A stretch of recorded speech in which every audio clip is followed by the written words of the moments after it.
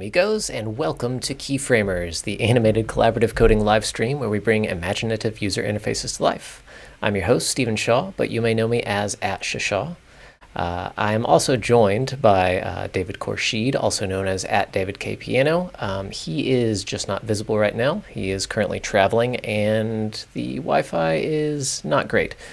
He is going to try to code along with us, though, so you'll probably see him pop up in some comments in the code and everything. But together, we are coding compadres, animation amigos, Boolean buddies, and keyframe companions. Today, we'll be creating an animation from scratch, live, using HTML, CSS, and more JavaScript than usual. We're still doing some physics-based stuff, so we've got some fun stuff in store for that. This show is made possible by your support. You can pledge at patreon.com/keyframers and hit the like and subscribe buttons around the video, and we've got some additional links down below if you want to check those out. Now is actually a great time to become a patron. We, for the first time, have some actual patron rewards, such as this lovely, beautiful pin. Yeah. Wow. Look how shiny that is, reflecting my light. Yeah, these are brand new, coming out just for patrons right now. So we'll be sending these out shortly, and it's just a nice little pin. You know, stick it on your backpack, your strap, your shirt. Turn them into cufflinks. You know, whatever you want to do. But just repping that Keyframers logo. Anyway, as we go, we're happy to answer any questions you may have, so reach out in the chat or comments. And if you are watching this later on YouTube and are short on time, you can skip ahead to the animation summary using the timestamp link below for Keyflections in the description. To everyone joining us live, thanks so much for coming along. We're excited to have you on the journey. All right, so I guess what are we working on today? David doesn't work too well without David talking. But last week, if you watched, well, I guess it wasn't last week. It was a couple weeks ago.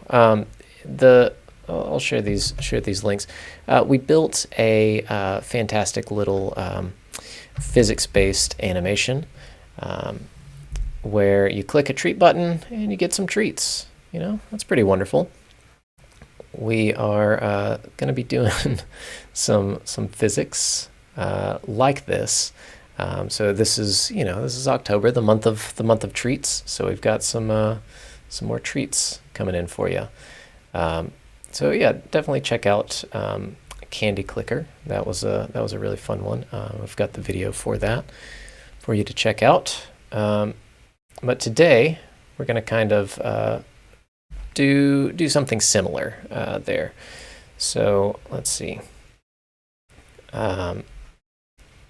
Last time we got the physics based on some pretty strange math. We linked the article that this was kind of based on, and it works. It works, but it's a little mysterious if you're not really into math, which I'm not.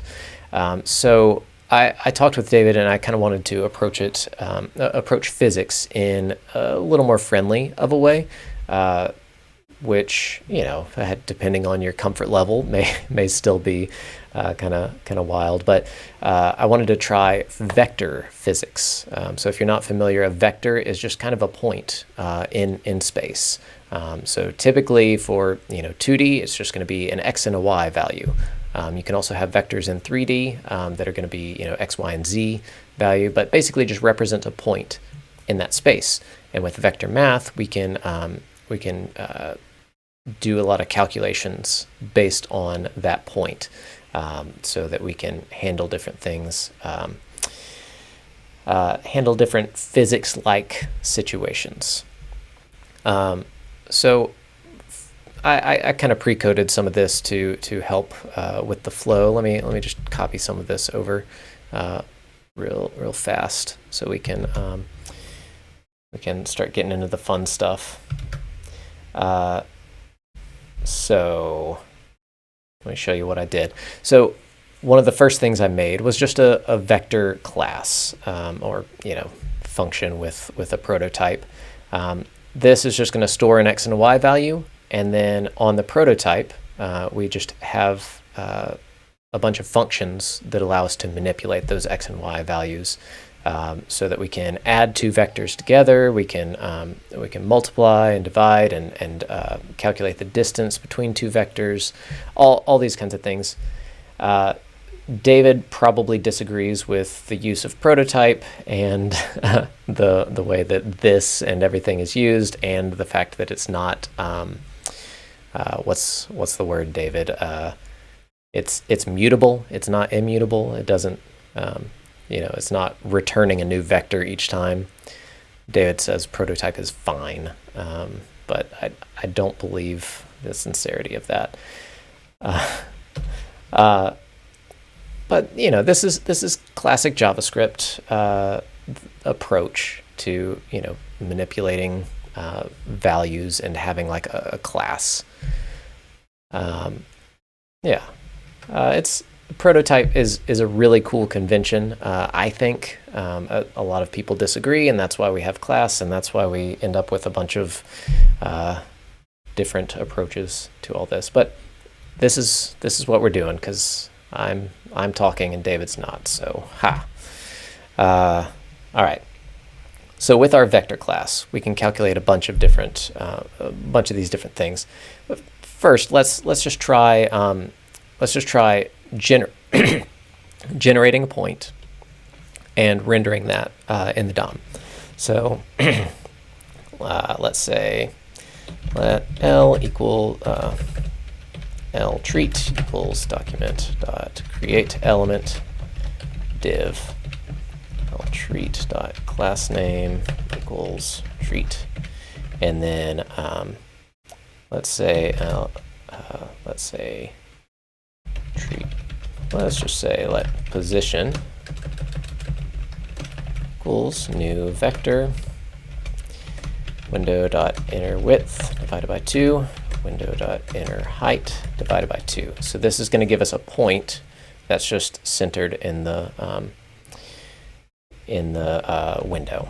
So if we console.log position, I don't know what's actually going to show up there. Okay, so we've got our x and y value there on it. That's going to be what we'll use. So we can say ltreat dot style dot set property. We're going to use some CSS variables. So position.x, position.y, and David's already got a treat going here. We need to make sure that document.body.append child. We got to make sure that treat is in the DOM. So let's append it there. All right. We want to do position absolute for that. Okay, so we have to do calc here because this needs to be times 1 pixel, so that it has an actual value or an actual unit on it. If it doesn't have a unit, then that's trouble. All right, check that out. All right, so we have our position based on a vector, and we're applying that with CSS variables. So let's go ahead and make this kind of a JavaScript-y class. We'll say function treat, and we'll just say L. We'll probably use oh, yeah, thank you, David. And if you disagree with my approach at any time, David, just feel free to stop me. Not that much. Yeah, we can not agree and still move forward. Okay, so we'll let's go ahead and move this. So we'll say treat.prototype equals constructor treat, and then set CSS vars. We'll do this.l, this.l.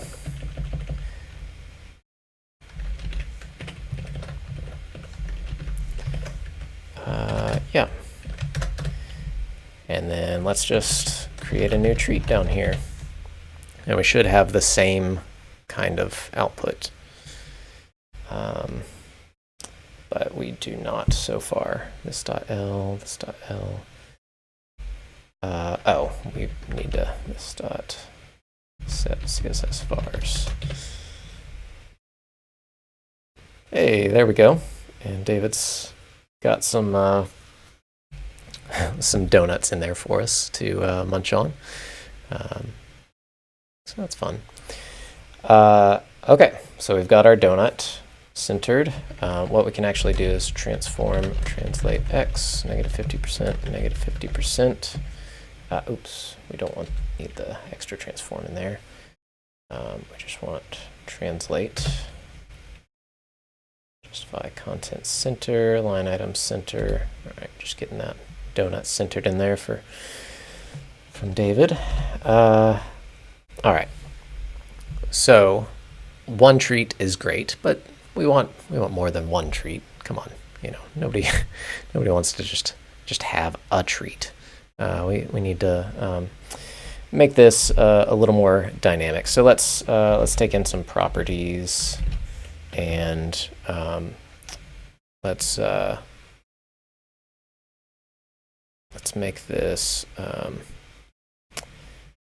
Yeah, let's see, do this. So let's say our defaults here going to equal that, and then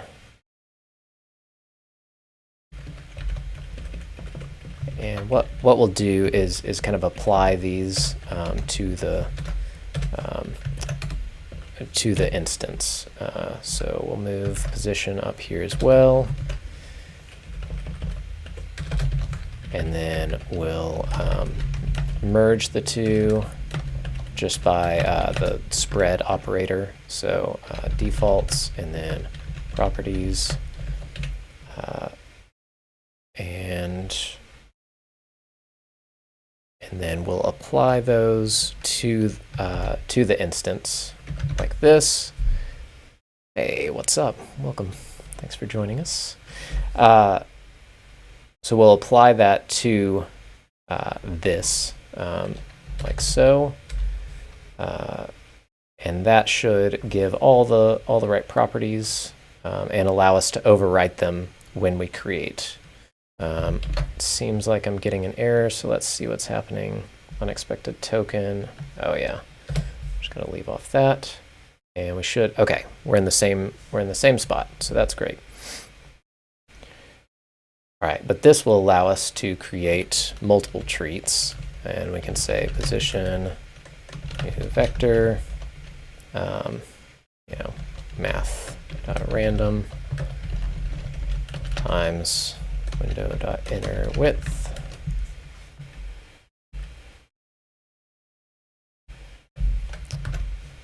I'll do that and give it a random position with inner height as well, and then we'll close that off, and this should place our treat somewhere random, and we can do that again and get multiple treats. All right, so great, we've got multiple treats, but let's start getting into some physics here.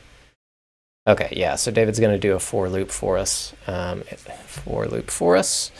and I'm going to get started on, whoa, nice.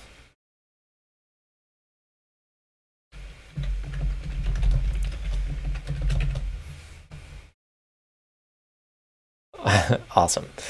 So we've got a bunch of treats randomly appearing in the in the setup. So let's start doing some actual physics. So first thing we want to do with kind of vector physics is give it a velocity. This is basically going to be the direction that it's traveling. So we'll do velocity in the defaults here, so that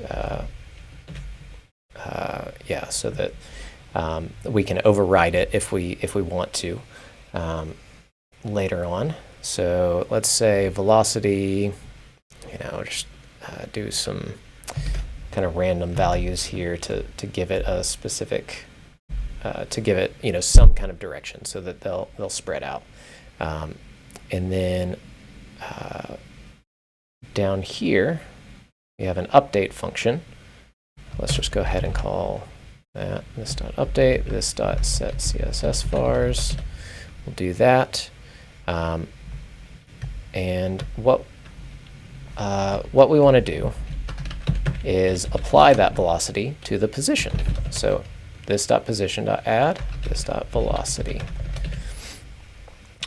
And that should do it. But we're going to need kind of an animation loop. So last time we used request animation frame. We'll just do the same thing here. So let's start a treats array so that we can keep track of all these little treats. Treats.push, new treat.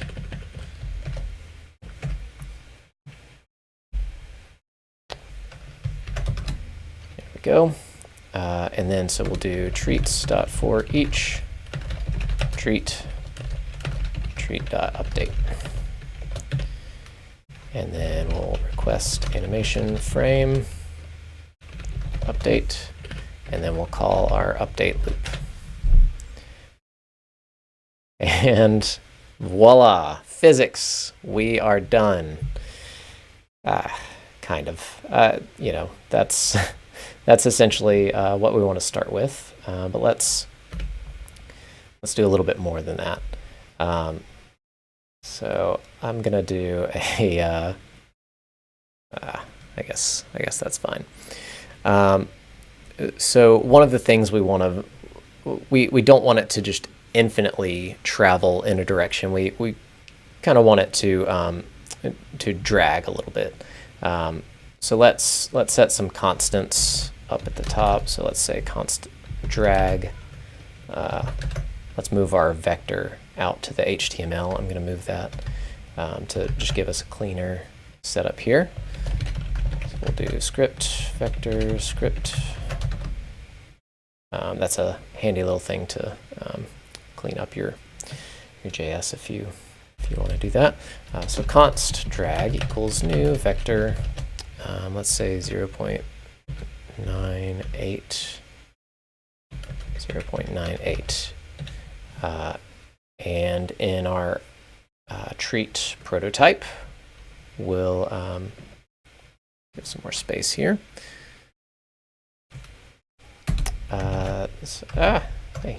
We'll say this.velocity.multiply multiply drag.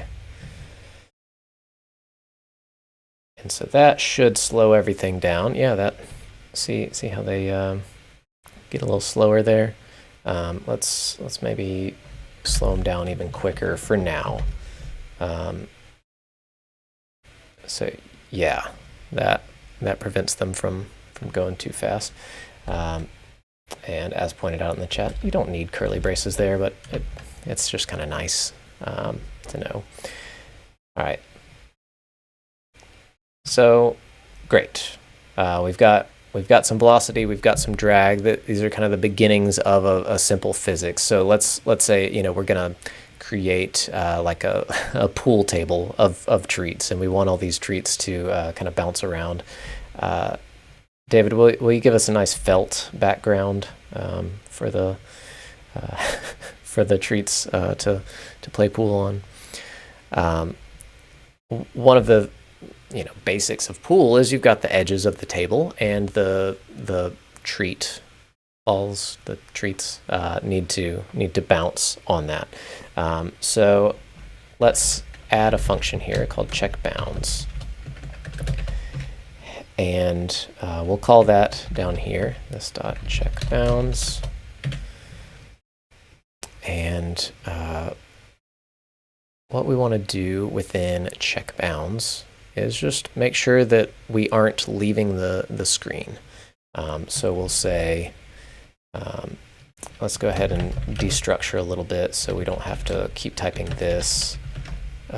Position, and yeah, equals this.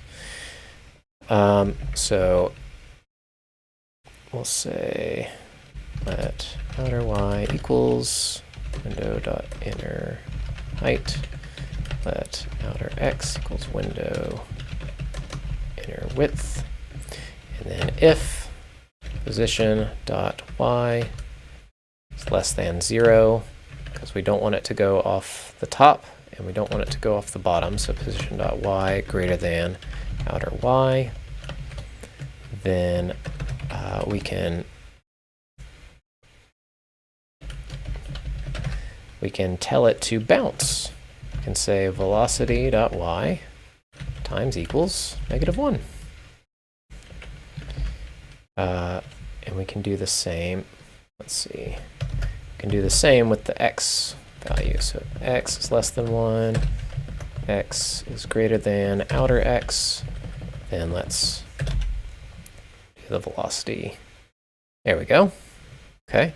I'm going to increase the drag here so that they'll zoom around a little bit more. Bing, bong, bing. Great. We probably want to kind of add a radius to these. So let's see. Right now the radius is 2 rem. We'll leave that as pixels. So we'll say radius 20, something like that. Those are about 20 pixels. And yeah, we can set that. Yeah, the destructuring from this is handy. The only thing is you can't overwrite them, but since we're updating the values of them, it helps. Right. So let's say we've got the radius there.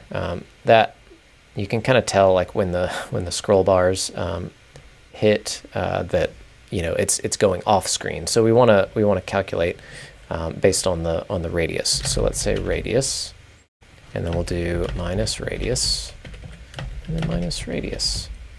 And that should keep things in bounds for the most part. We might have to multiply by 2. I think we're going to be okay just by, yeah, see, multiplying by 2 is a little too much, so we might just do that. I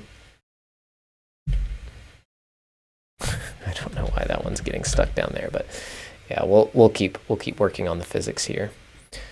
Right, and so Nexi pointed out in the chat, the bounce you don't want to be just -1, because whenever physical objects bounce, there's a little bit of restitution, or kind of like we're doing with the drag. They don't just infinitely move. They're constantly experiencing drag from rolling around on the table or rolling or bouncing off of something. They lose momentum with that. So one thing we can do. Oh, hey, got some nice random colors happening. How'd you do that, David? Okay, just nth child. Literally have no idea. Nth colors. All right. Fine by me. A little sass array happening there. All right. So one value we can give is restitution. We did this a little bit last time. Let me see. I forget what value is good there. I think 0.8 is a nice value. So we can do restitution. So we'll say we'll get the restitution down here as well. Bless you, David. You couldn't hear that, but he did sneeze right in my ears. But it's cool. All right. So restitution, did I misspell something? Probably. Reference error, restitution is not defined. Restitution, there we go. Typo. So no, not using any frameworks here. This is all just straight up JS, not even using a vector library, just using some vector math here. Okay, so that restitution is basically just going to make it slow down a little bit more each time it bounces. So let's update these a little bit more. Give a few more items. Bonk, bonk, bonk. Yeah, why is our outer X does not seem to be working quite right, but yeah, anyway. All right, so we've got bounds. So the treats are all bouncing off the edge. That's great. Let's see, okay, so we did do position absolute, but we might need to actually set top and left 0, just to be sure that they're not stacking over each other. That might be part of it. Translate X, translate -50%. Yeah, so that should be okay. Okay, so check bounds. Right. Check bounds. I'm referencing my notes here. Oh, yeah, one thing we can do also is just ensure that the position never goes outside. So we can do math.min and combine that with math.max. So position.y. This is basically a min-max function. So if position.y is less than like 2, let's just give it a little bit of a pixel buffer, 2, then it will round it up to 2. And we want to make sure that it's less than outer y minus 1. And that should keep everything in bounds for the y-axis. And we'll just do the same thing for the x-axis. Cool. And this is fun math again, but this feels a lot more readable to me. This is a lot more understandable. The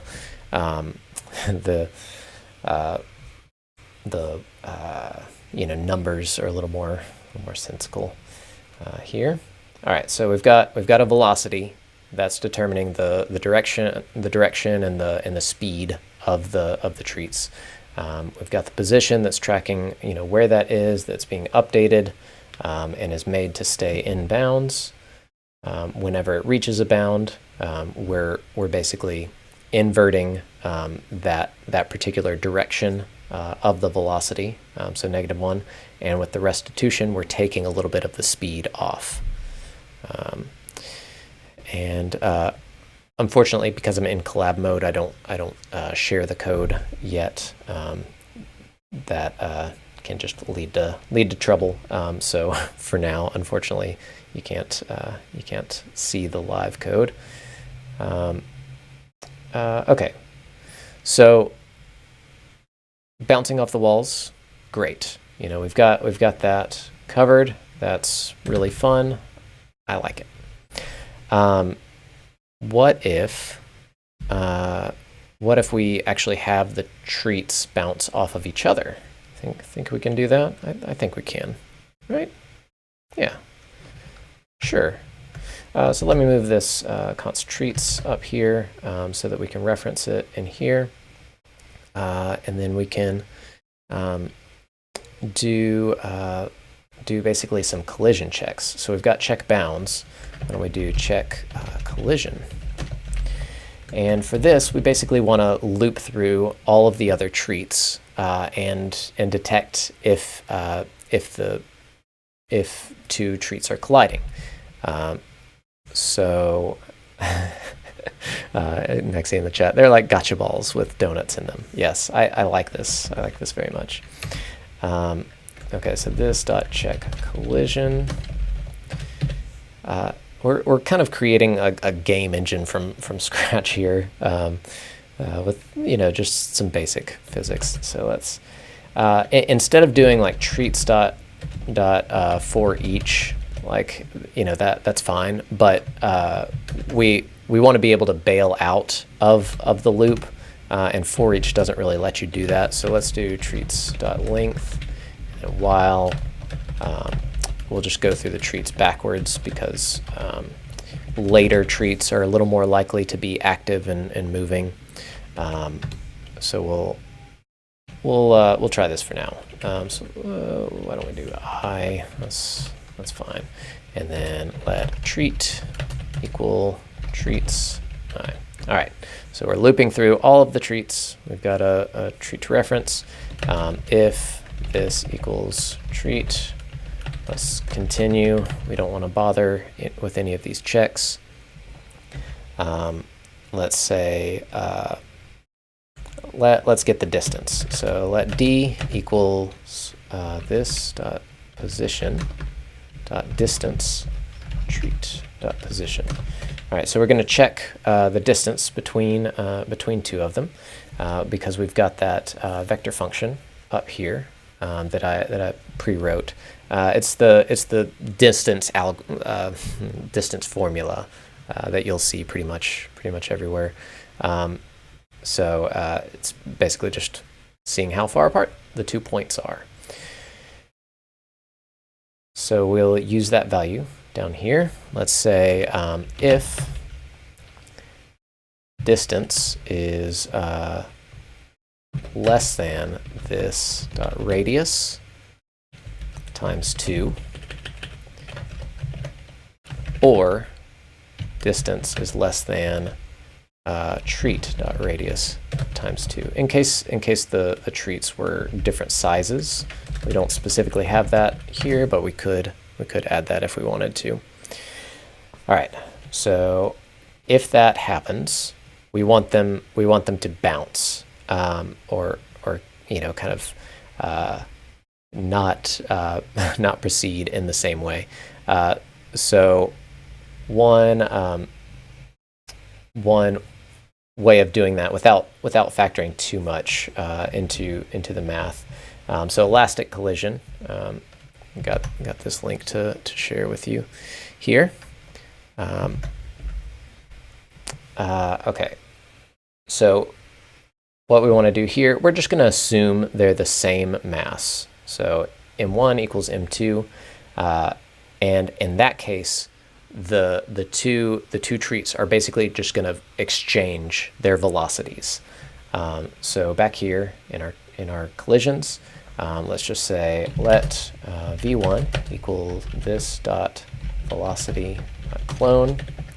Let v2 equals treat dot velocity dot clone, and then we'll say this dot velocity equals v2, so that it becomes the other treat's velocity, and then treat dot velocity equals v1, and we'll break from the while loop so that it's only going to calculate. Look at that! Isn't that so satisfying? That's awesome. Okay, let's make this a function create treat. Do that, and then we can do create treats on mouse click, so that we can document dot add event listener click. I'll just say create treat. This way it'll allow us to what's broken. Keep testing out this physics. Create treat. And typos will get you every time. All right. Yes, so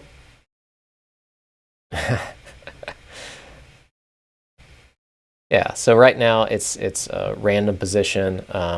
Let's say if we pass in e dot client x or math.position y, e and e dot client y, or a random position. So basically we'll pass in the mouse position. Hey, check that out. Bang. And the velocity is still kind of random, but that's okay. Yeah, that's fine. So that's, yeah, there we go. We got some treats. And they're bouncing off each other. Now, one thing we can do to help with the efficiency of this is kind of checking if a treat's still active. Like we don't need to multiply drag. We don't need to update the position all the time if the velocity isn't actually moving significantly. So one thing we can do, we can do this dot check active, and we'll add a function for that. What is David doing here? So check active. What we'll do here is check. Oh no, I need to do this in the actual update function so that we can return easily. We'll say if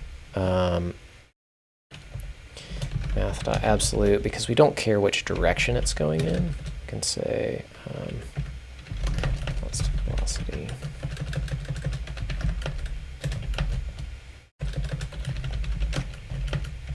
Yeah, let's destructure a little bit here just for keeping it cleaner. We can say velocity.y is less than, some really slow speed. We also want to check. The x value. So let's say that, and then we'll just return, and that's gonna stop all those calculations. But if it happens to get collided with later on, that will still allow it to stay alive. What did you break, David? What's happening? I don't see any errors here. Let's see what's happening. Unexpected identifier. So forgot a comma. There we go. Okay. All right. So what David did is added a little collision detector. So if they are colliding, they kind of turn white. And yeah, so you can easily tell. Which ones are running into each other. So that's pretty cool. I like that.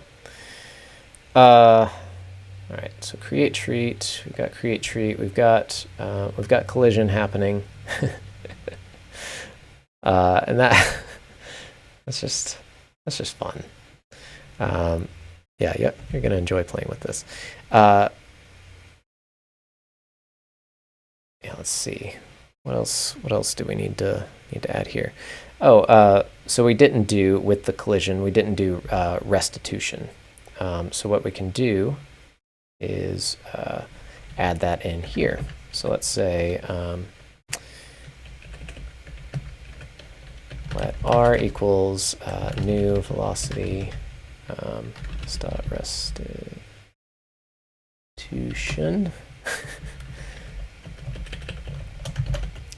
Why did I say new velocity? New vector.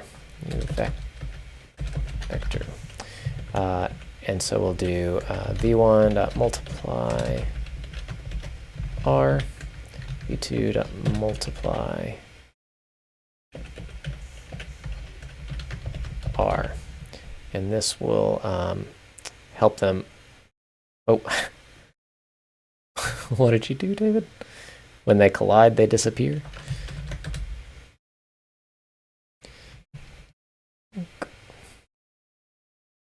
Okay.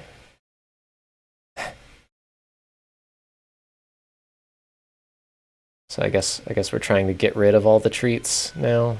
That seems like the opposite of what we want. We almost want them to clone whenever they treat, kind of a particle collider effect.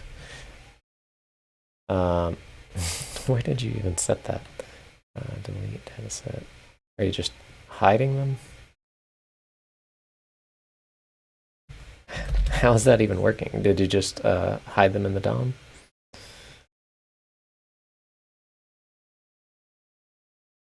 Changing the color. Yeah, why are they disappearing? Set collide, X collide, color white. Yeah, I think it's just the passive.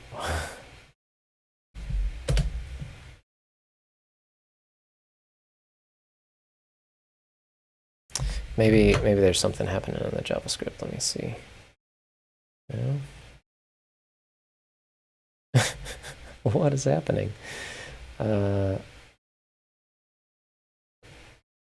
Hey, thanks for following.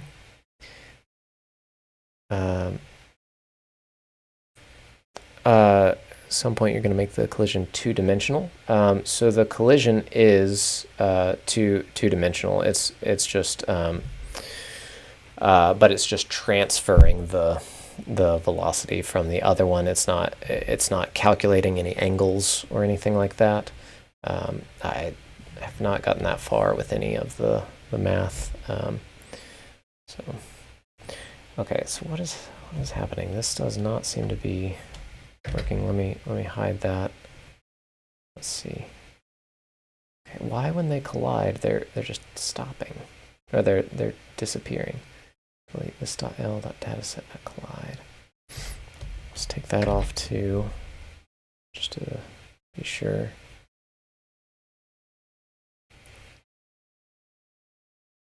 All right, this collision, this.collide, retreat.collide, break.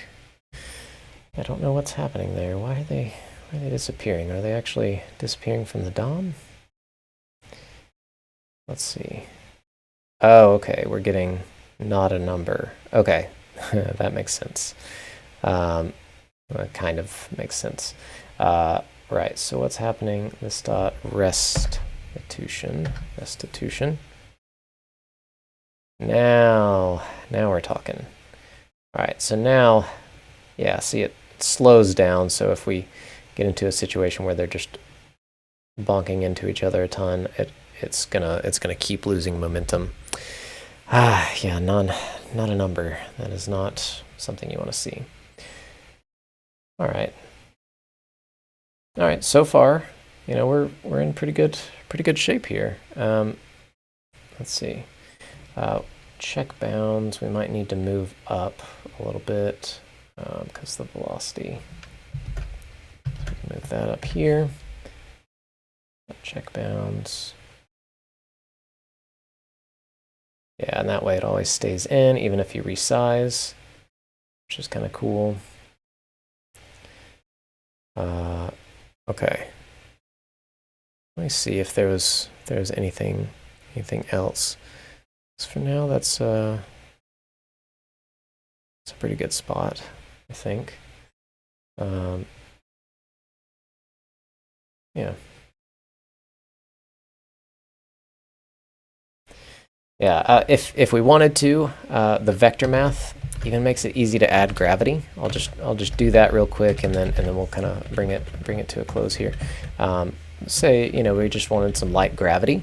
Well, we can do that by adding a new vector, and then down in our update function, say velocity.add gravity.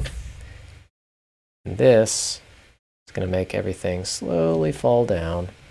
I don't. Why is that so slow? Let me see if I did it differently in my notes. Velocity.add gravity. What was the gravity I was using? Yeah, that should be about right. Maybe we can do a little less drag. No.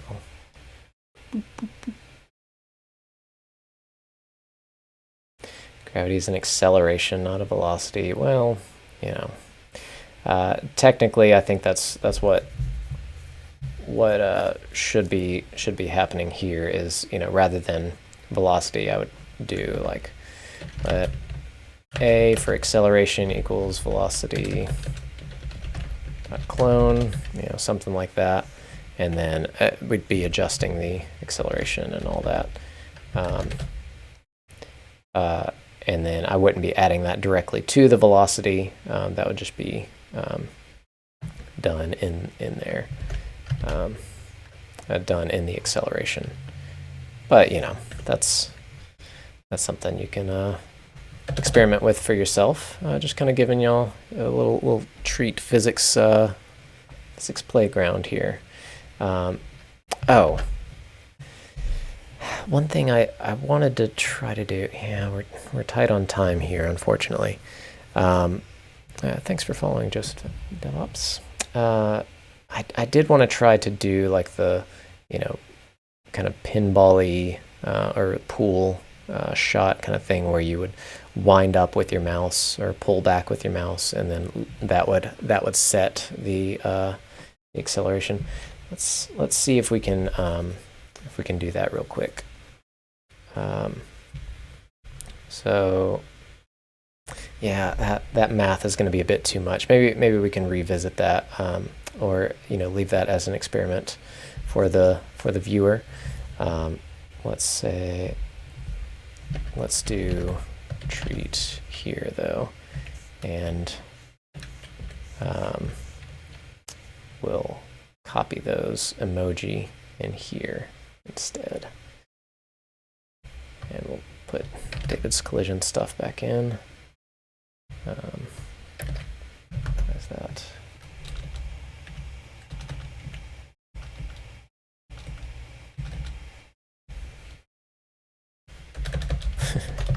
It's fun. All right, so let's see. So we've got after, there's the nth treats. Okay, so here's all the treats. We'll just move these to an array. And we'll do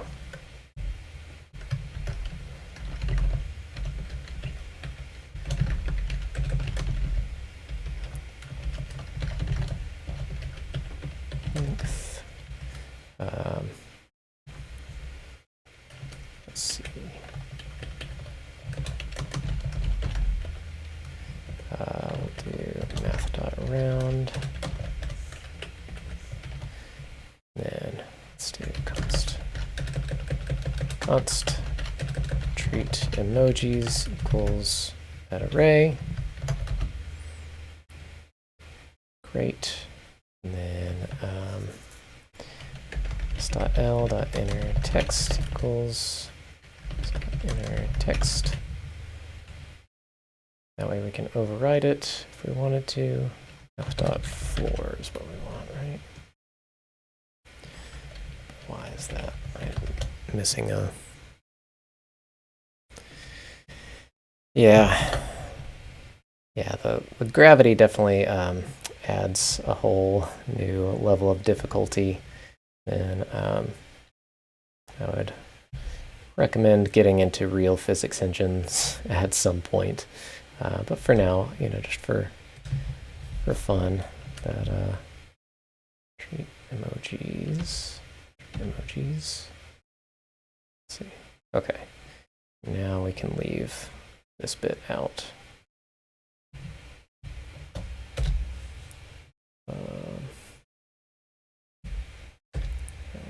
Leave that out.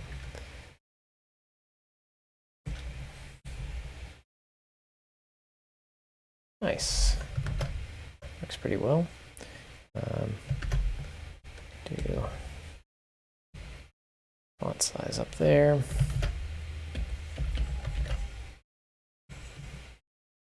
Yeah, that's nice. Okay. All right. I think we'll bring this to a close. You feeling good about this, David? Code twice if you can hear me. I don't know. All right. Yeah. Let's take this into Keyflections here. Right. Yeah. Okay. We're in a good spot. Oh, did I? Okay. We'll leave. We'll put that back in. There we go. Boom, boom, boom.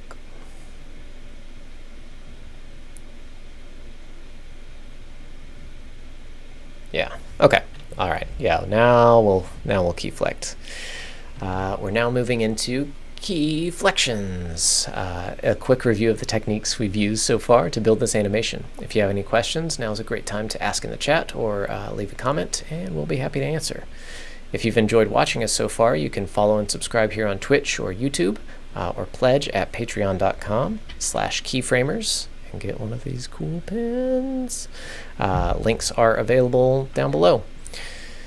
All right, so today we're kind of picking up from a couple weeks ago the emoji particle physics candy clicker, where we did some pretty wild math here, trying to bring that math into a little more understandable of a realm by using vectors. So vectors are just a point in space. We're just using 2D vectors here. So an X and a Y value. And then we have some functions we can use to do different calculations on them. We're primarily using the add and multiply, and then distance comes into play later. So that's our basic vector class that we're going to be utilizing, and we're primarily using this treat class to create all of these fun little treats and allow them to do the physics-like things that we want them to do. So we've got them bouncing around. We've got all that fun stuff happening, but at the start, it's just creating a treat. So we've got some defaults here. It creates an element. We give it a radius so that we can do some calculations on that. Restitution is going to be how much it slows down whenever it bounces into something. The inner text is what treat we're using. We're referencing the treat emojis array here, and this math.floor times math.random or math.floor of math.random times treat emojis.length gives us a random item from that array. That's a handy little trick to use if you want to pull something from an array. And then our treats will also all have a position and a velocity. So the position is where it's going to be on the page, the X and Y value. By default, it's just starting out at the center, inner width divided by 2, inner height divided by 2, and then the velocity, we're just giving it a completely random velocity to shoot off in different directions. So we can make that happen a little bit better. And then we're merging that with any properties that come in from the function creation, and we're adding that element to the DOM, setting the inner text so that we get that treat emoji in there, and giving it a class name treat, and then calling the update function. So that update function is kind of where all this logic is going to be happening. All these other helper functions are going to be called. But before we do that, so down below we've got a create treat in a loop. So it's just creating treats at random locations. Or if you click with add event listener click, it's going to create the treat at your mouse position. And then we have a request animation frame loop of update. So for each of these treats, it's going to loop through and call the treat update function. So the treat update function, we're using destructuring to pull out the velocity and the position. First thing we do is check the bounds, make sure that the treat is within the page. We don't want it to go out of the page. So that check bounds function is here. So we're checking the position. If it's less than 0 or greater than the outer y or outer x, then we're going to basically invert the velocity on that axis so that it bounces off. And then we're going to make sure that the position is kind of clamped within those bounds, so 2 and then the edge. And so we do that for both the y and the x value, and so that's what allows our treats to bounce off the edge there. Pretty cool, pretty cool. Next, in our update function, we have some kind of checks to see if the element's even still moving. If the velocity is less than 0.05 on both, then let's just stop rendering any of the other pieces, because we don't want that request animation frame loop to get too wild with how many things are happening. We can probably move check bounds down here too, so that it'll just stop everything. All right, so velocity. Don't worry about the gravity. That's just something to play with if you go back and want to mess with that. Velocity dot multiply drag. So we set a variable up here, a vector that's basically going to cause these treats to slow down. If we do not include that, the treats are basically going to continue bouncing around until they just lose enough momentum from the bouncing. But this allows them to actually slow down from just moving like a physical object in moving through the air. So the drag is constantly slowing it down because it's less than 1, so it's multiplying by less than 1. And then the position, we add the velocity so that the object is moving in the position of that velocity. Technically, this is acceleration, and we're probably not setting things up completely properly, but this is basically what's happening. You've got the velocity and the position. The velocity is updating the position. So from there, in our update function, the next thing it calls is check collision, because we don't want these just to bounce off the wall. We want them to bounce off each other, just like that. So check collision, we're doing a while loop through all of the treats, and that allows us to jump out of this loop if we want. So for instance, if we're checking this treat, this as the treat, then just continue. We don't want to bother checking the treat against itself. But if not, we can check the distance. So checking the distance between this position and the treat position. And if that distance is less than the radius of either of the two, then we're going to basically swap the velocity of the two, which gives them that kind of bounce off of each other. And if they're both moving at the same time, then they just kind of switch directions, and that's a little bit based off this just really simplified case of elastic collision, where they're assumed to be equal mass and they're just transferring that. All right, so velocity clone of the treat, and we're going to multiply that by the restitution, which is that drag. We did that also up here in check bounds to make it slow down whenever it bounces off a particular wall.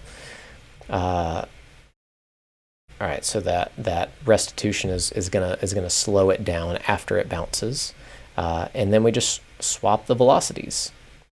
So this dot velocity is the other one's velocity, and then the treat velocity is this velocity.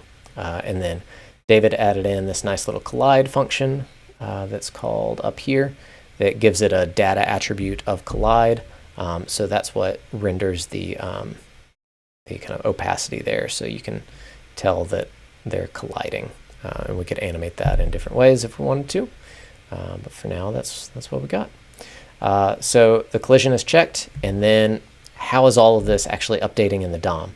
Well, this.setCSSVars. So if we scroll back up to that, we've got setCSSVars, where on the element style, we're setting the property of a CSS variable --x to this position x and --y to this position y. And then in the actual treat CSS, it's a position absolute element, and the transform is translate translate -50% to center it on the point, and translate using those CSS variables times 1 pixel, because we do need a unit there, and we don't really want to set that unit in the JavaScript. So anyway, that gives us treat physics, kind of a treat shuffleboard or treat pool table. This is really just kind of a playground. I'd love to see what y'all are able to come up with based on this kind of very, very basic physics engine, and see some new treat animations from all y'all. Well, yeah, that's all I've got for you tonight. Thank you so much for tuning in. You have been watching Keyframers. If you've enjoyed this episode and would like to see more from David, who's normally over there, he's just in a bad Wi-Fi situation right now, but still helped out here tonight. If you'd like to see more from the two of us, there are many ways you can support us. First of all, subscribing and participating in the live streams every week is awesome. You can also like and subscribe at youtube.com/keyframers, where we'll have this episode and all of our past episodes. And you can also pledge at patreon.com/keyframers and get a cool gold pin. That's right. Patrons now get a nice little reward, so you should go check that out. That's brand new, so those will be mailing out soon. We do also accept submissions for future episodes, so tweet us at Keyframers with any animations you'd like to see made. You can also present questions or challenges to us that we'll try to answer on the air. And do be sure to share this video and demo across your social platforms. That's all we've got for you tonight, so thank you so much for joining us. Until next time, adios, amigos.